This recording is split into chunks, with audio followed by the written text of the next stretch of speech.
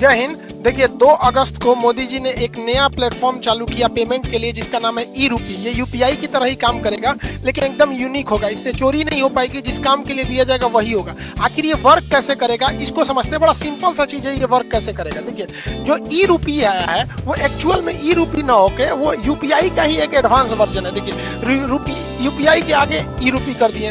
अब यूपीआई है वो अलग टॉपिक की चीज हो जाता है। तो देखिए इसका जो शुरुआत हुआ है 2 अगस्त 2021 को हुआ है, और यूपीआई जो था बहुत पहले से चल रहा है, 11 अप्रैल 2016 से ही चल रहा है। इन दोनों को बनाया है हमारी एनपीसीआई ने। ये क्या चीज है एनपीसीआई? इसको होता है national payment corporation of India. यही देश में जितना भी पेमेंट होता है, आप ट्रांसफर कैसे भी करते हैं पैसा वगैरह, इसी को ये सारा चीज कंट्रोल करता है। इसे कहते हैं, इसी के अंडर सब आते हैं, इसलिए इसे अम्ब्रेला कहते हैं। मतलब इसी के छतरी के अंदर सब आते हैं, एनपीसीआई के अंतर्गत। अब ये कैसे काम कर रहा है समझिए ध्यान से इसको।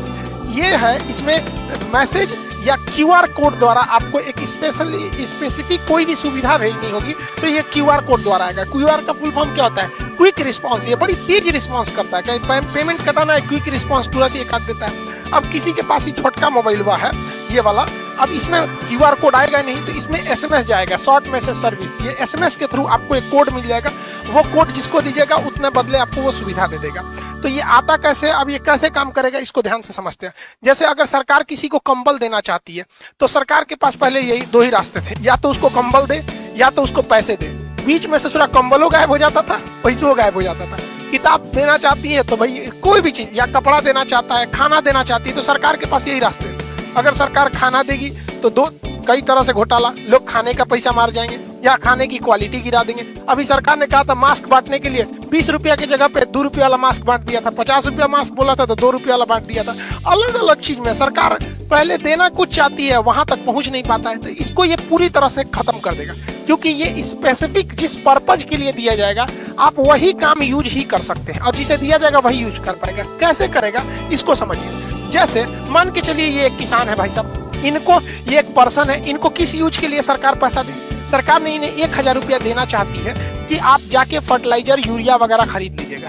तो अगर इनको कैश पैसा दिया जाता तो कोई गारंटी नहीं थी कि वो यूरिया खरीदते कि कुछ और खरीद लेते। तो अब सरकार क्या करेगी, इनके मोबाइल पर 1000 रुपए का एक क्यूआर कोड भेज देगी।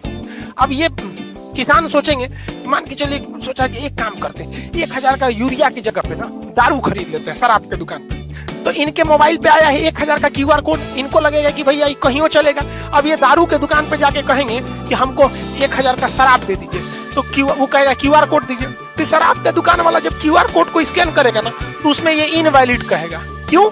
क्योंकि इस सब के पीछे खड़ा है एनपीसीआई। एनपीसीआई जो है, इसने शराब वाले को ये वाला क्यूआर कोड का एक जुड़वा भेजा ही नहीं है। मैच करेगा तब ना पेमेंट होगा, इसने भेजा ही नहीं है। इसने किसको भेज रखा है? भारत में जितने भी यूरिया के दुकान वाले हैं उनके पास भेज दिया है यहाँ पर। यानी ये क्यूआर कोड अगर इन्हें यूरिया या फर्टिलाइजर खरीदने के लिए दिया गया है तो एक ही साथ एनपीसीआई क्या करता है, एक इनके मोबाइल पे भेजता है और एक सिस्टम में अपलोड कर देता है किसके? फर्टिलाइजर यानी यूरिया वाले के पास। तो यानी ये वाला क्यूआर कोड ये हिंदुस्तान में कहीं भी जाएंगे यूरिया वाले के पास मैच कर जाएगा, बाकी ये किसी को दिखाएंगे मैच नहीं करेगा। तो देखिए इनको 1000 का यूरिया भी मिल गया, चाह के भी इसका दूसरा यूज नहीं कर सकते।